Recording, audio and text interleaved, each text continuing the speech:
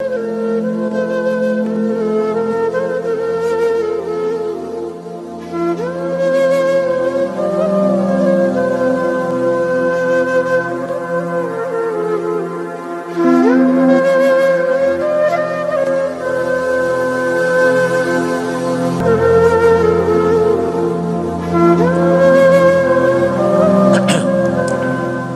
جناب، بسم اللہ الرحمن الرحیم. یہ ہمارا نیکی کا سیگمنٹ، اور روزانہ ہم کسی ایسے انڈیویجول یا ادارے کے ساتھ حاضر ہوتے ہیں جو خدمت انسانیت میں اپنے طور پر کام کر رہے ہیں.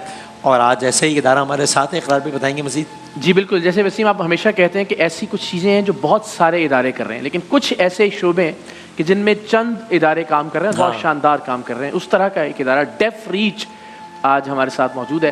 اور آپ کو یہ جان کر حیرت ہوگی کہ پاکستان میں تقریباً 10 لاکھ کے قریب ایسے بچے ہیں جو سن نہیں سکتے، اور جب سن نہیں سکتے تو پھر لامحالہ بول بھی نہیں سکتے. اور ان میں سے صرف 5% بچے ہیں جو اسکول جا پاتے ہیں.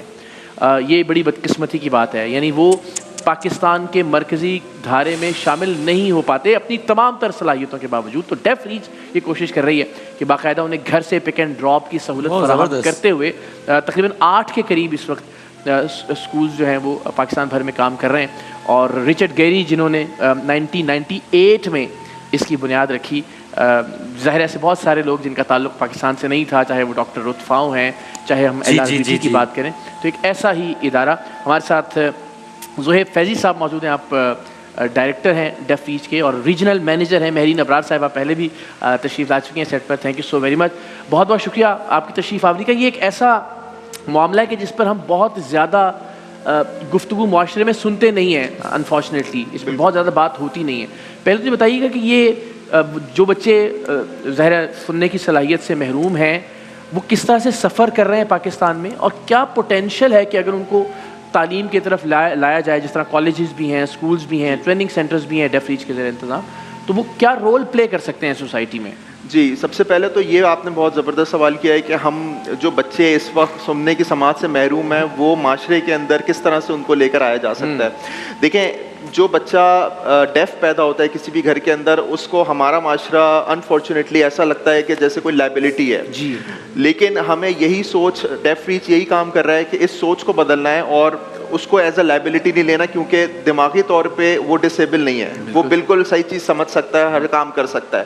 تو ڈیف ریچ جیسے آپ نے بتایا ہے کہ وہ بچوں کو پک کرتا ہے اسکولوں سے، گھر سے، اور اسکول لے کر آتا ہے، اور پورا ان کا ایک پروسیس ہے. یعنی تقریباً سال میں اگر صرف جو پک اینڈ ڈراپ کی سروس ہے اس کا تخمینہ لگایا جائے تو وہ 20 لاکھ کلومیٹر ہے بچوں کو لانے اور لے جانے کا جو سروس پرووائڈ کرتے ہیں. جی، کیونکہ ہم تقریباً 50 سے 60 کلومیٹر کا ریڈیس ایک وین کور کرتی ہے، اور ہمارے 8 کیمپسز ہیں ڈفرینٹ سٹیز کے اندر آل اوور پاکستان. تو اس کو ملٹیپلائی کریں تو اتنا بنتا ہے. تو میں یہ بتا رہا تھا کہ جب بچہ آتا ہے اور وہ تعلیم حاصل کرتا ہے، اس کے بعد ہم اس کی جاب پلیسمنٹ کے اوپر بھی کام کرتے ہیں. اور تقریباً 100 سے زیادہ اداروں میں اب تک ہمارے بچے پڑھ لکھ کر اور پھر اب وہ جاب پلیسمنٹس کے اوپر بھی کام کر چکے ہیں. تو وہ جو بچہ لائبلٹی سمجھا جاتا ہے جب وہ پیدا ہوتا ہے، اور جب وہ جاب پہ لگ جاتا ہے تو وہ ایسٹ بن جاتا ہے اور فیملی کا بریڈ ارنر ہوتا ہے. تو یہ چیز ثابت ہوئی ہے ڈیف ریچ کے مسلسل کام کرنے سے اوور دا ایئرس کہ یہ بچے کچھ بھی کر سکتے ہیں. صرف یہ ڈفرینٹ زبان بولتے ہیں. آپ یہ سمجھے کہ میرے گھر کے اندر اگر کوئی فرینچ اسپیکنگ بچہ پیدا ہو جائے یا اسپینش اسپیکنگ ہو جائے تو بچے کا قصور نہیں ہے، مجھے زبان آنی چاہیے. نہیں آتی. تو سائن لینگویج کے اوپر کام کرتے ہیں، اور سائن لینگویج ہم اداروں میں جا کے بھی اس کی ٹریننگ ہوتی ہے، اور پھر ادارے بچوں کو ایکسیپٹ کرتے ہیں. اور پھر الحمدللہ یہ ہمارا ایک کام ہے جو کہ بڑھتا جا رہا ہے اوور دا ایئرز. اور رچرڈ جیسے آپ نے بتایا کہ وہ امریکن نیشنل تھے، امریکہ میں پیدا ہوئے، ان کا اپنا بچہ ڈیف تھا.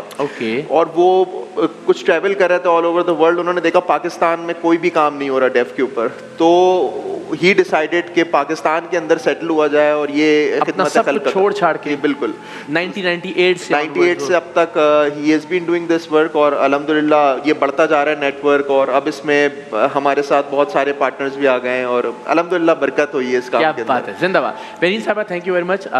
ہمیں یہ بتائیے گا کہ کیا اوور دا ایئرز یہ شعور تھوڑا بہتر ہوا ہے؟ بیکاز ہم کچھ ایسی فیملیز کو جانتے ہیں کہ جن میں ماں باپ سننے اور بولنے کی صلاحیت سے محروم ہیں، لیکن بچوں نے الٹیمیٹلی پھر ان کے ساتھ کمیونیکیٹ کرنا سیکھا. ایک تو ظاہر ہے جب آپ وقت گزار رہے ہوتے ہیں تو سیکھ ہی جاتے ہیں، لیکن باقاعدہ سائن لینگویج. تو کیا اس طرف رجحان بڑھ رہا ہے لوگوں کا, یہ شعور آ رہا ہے لوگوں کے اندر کہ ہمیں؟ الحمدللہ یہ شعور بھی بہت زیادہ آ رہا ہے, اور اس میں بہت بڑا ہاتھ ڈیف ریچ کا ہے. اور اس میں بیسیکلی ابھی جس طرح کہ ابھی آپ نے مینشن کیا تھا کہ 5% بچے جو ہیں وہ ایجوکیشن لے رہے ہیں, اور ظاہری بات ہے ڈیف ریچ جو ہے ایک ڈونیشن بیسڈ آرگنائزیشن ہے, اور ظاہری بات ہے وہ ایک پیرنٹ اسکول ہر جگہ نہیں اوپن کر سکتا. سو کرنٹلی ڈیف ریچ جو ہے وہ 50 سیٹلائٹ اسکولس جو ہے ہمارا ٹارگیٹ ہے کہ 2024 میں ہم ایٹ لیسٹ ایجوکیشن کو جتنا زیادہ ایکسپینڈ کر سکیں. تو ہر جگہ پہ اسکول اوپن کرنا ڈیفیکلٹ ہے, تو ہم سیٹلائٹ اسکولس کولیبریشن کے ساتھ کھول رہے ہیں, وہاں پہ ٹریننگس بھی دیں گے, فیسلٹیز بھی پرووائڈ کریں گے. سیٹلائٹ اسکول سے مراد کہ وہ کہیں کسی ایک سینٹرل آپ کا جو ڈیسک ہے وہاں سے ٹریننگ دی جا رہی ہوگی مختلف اسکول؟ بالکل, ہمارے جہاں 8 کیمپسز ہیں سندھ کے 5 ڈفرینٹ سٹیز میں ہیں, 2 ان پنجاب. تو ہمارے وہ پیرنٹ اسکولز ہیں, اور ان کے ارد گرد جتنے اسکولز ہیں جہاں پہ ڈیف اسکولز آلریڈی گورنمنٹ اسکولز ہیں یا کوئی پرائیویٹ اسکولز رن کر رہے ہیں, ان کو ایگزیکٹلی نہیں پتا کہ ہاؤ ٹو ایجوکیٹ دا ڈیف کڈ. تو ہم وہاں پر ہمارے جو ٹرین ٹیچرز ہیں وہ ان کو ٹریننگ دیں گے اور ان کو کریکولم پرووائڈ کریں گے. بالکل, ہم ڈیجیٹل لرننگ پروگرام کی پہ بھی کام کر رہے ہیں, تو ہم ایک کریکولم اوور آل ڈیولپ کر رہے ہیں. اس کریکولم کی بیس پر free of cost website سے آپ کریکولم وہ یوز کر سکتے ہیں, اور پھر ہمارے ٹیچرس ان کو ٹرین کریں گے.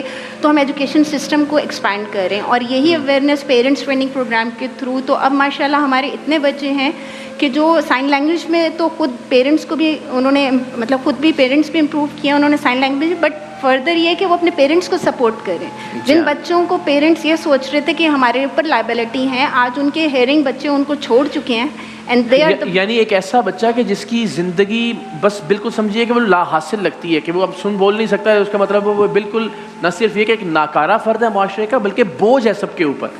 وہی بچہ اگر تربیت لے لیتا ہے, ٹریننگ کی طرف آ جاتا ہے, اسے اچھی تعلیم ملتی ہے, تو وہ کارآمد ترین فرد بن سکتا ہے. اللہ نے اس کو شاید دوسروں سے زیادہ کچھ صلاحیتوں سے نوازا ہوگا. اگر ایک صلاحیت تو آپ کو میں دیکھ رہا تھا تو مجھے بڑا دلچسپ بھی لگ رہا تھا کہ آپ کی باڈی لینگویج ذرا ضرورت سے زیادہ, اس لیے بیکاز آپ سائن لینگویج کے ایکسپرٹ بھی ہیں, بلکہ انہوں نے ڈیمونسٹریٹ بھی کیا تھا نا, ہمارے بچے آئے ہوئے تھے. اور اس میں تو یہ ذرا بتائیے گا کہ یہ کیا ایک آسان کام ہے, یعنی سب باتیں ہو سکتی ہیں, کوئی ایسی بات جو نہیں کر سکتے آپ سائن لینگویج میں؟ ویری ایزی لینگویج, اگر ہم اس کو ایک لینگویج کے طور پہ سمجھنا چاہیں. دیکھیں میں ہر دفعہ ہر کسی کو یہی بات کرتی ہوں کہ ہم اس کو نا اس طرح سمجھتے ہیں کہ پتہ نہیں کون سی زبان ہے. اب میں ایک جرنلی آپ سے پوچھوں آپ چائے کیسے پیتے ہیں, ٹھیک ہے, تو آپ کیسے پیتے ہیں چائے؟ تو ہم کہتے ہیں میں تو پیتا نہیں, یہ پیتے ہیں اور یہ پیتے ہی رہتے ہیں. یہ چائے کا اشارہ ہے. کولڈ ڈرنک کیسے اوپن ہوتی ہے, تو کولڈ ڈرنک کا اشارہ ہے. پانی کیسے پیا جاتا ہے, تو ہمارے ڈیلی کے ایکشنز جو ہیں basically this is the creation of science. تو ہمارے لیے کوئی ڈیفیکلٹ نہیں سے لے کے کھانے سے لے کے ایوری تھنگ, ہر چیز کا ایک اشارہ ہے. اگر آپ ایک ہیئرنگ ہیں اور آپ اگر آپس میں بات کرنا چاہیں تو آپ جب جو اشارے کرتے ہیں وہی ہماری سائن لینگویج کریشن ہے. بٹ صرف اس میں یہ ہے کہ تھوڑی سی آپ کی موومنٹس ٹھیک ہوں اور آپ کو کمیونیکیٹ کرنا. یہ ہمیں تو سیکھنے کی ضرورت ہے وسیم بھائی, بہت زیادہ, بڑا فائدہ ہوگا اس سے ہمارا.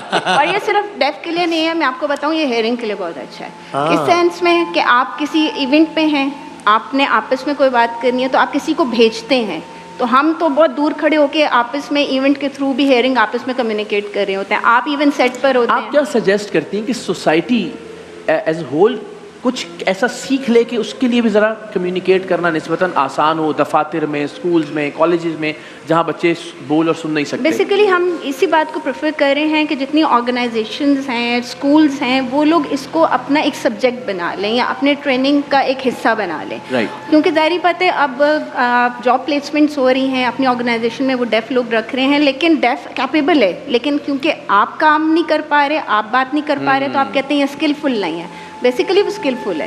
تو ڈیف ریچ یہ ٹریننگس ہر جگہ پہ دے رہا ہے, اسکولس میں بچوں کو ٹریننگس دے رہا ہے جہاں پہ وہ لوگ آفر کرتے ہیں یہ. تو اس طرح بہت بڑے لیول پہ ہم لوگ کام کر رہے ہیں. بس مختصراً ذرا بتائیے گا صاحب کہ کیا سکسیس سٹوریز ہیں, کس طرح کے کام زیادہ اچھے سے کر پاتے ہیں ایسے بچے, اینڈ اگین جو لوگ اس قافلے میں شامل ہونا چاہتے ہیں کسی بھی طرح سے مدد کرتے ہوئے, ان کے لیے کوئی میسج اگر آپ؟ دیکھیں ہمارے پاس کئی سکسیس سٹوریز ہیں اس وقت. جیسے میں نے بتایا تقریباً 100 سے اوپر اداروں میں بچے کام کر رہے ہیں, اور تقریباً 2500 سے زیادہ بچوں کو ہم امپلائی کرا چکے ہیں جو ہمارے پاس سے گریجویٹ ہوئے. بات ہے. ہمارے پاس کچھ بچے ایسے تھے جو کہ بہت ہی برائٹ اسٹوڈنٹس تھے, اور وہ ہمارے پاس سے ڈیف ریچ سے گریجویٹ ہوئے. اور ان کی اسکالرشپ 5 ایئر ریزیڈینشیل اسکالرشپ کے اوپر وہ امریکہ کے اندر امریکن اسکول فار دا ڈیف کے اندر اب ایجوکیشن حاصل کر رہے ہیں.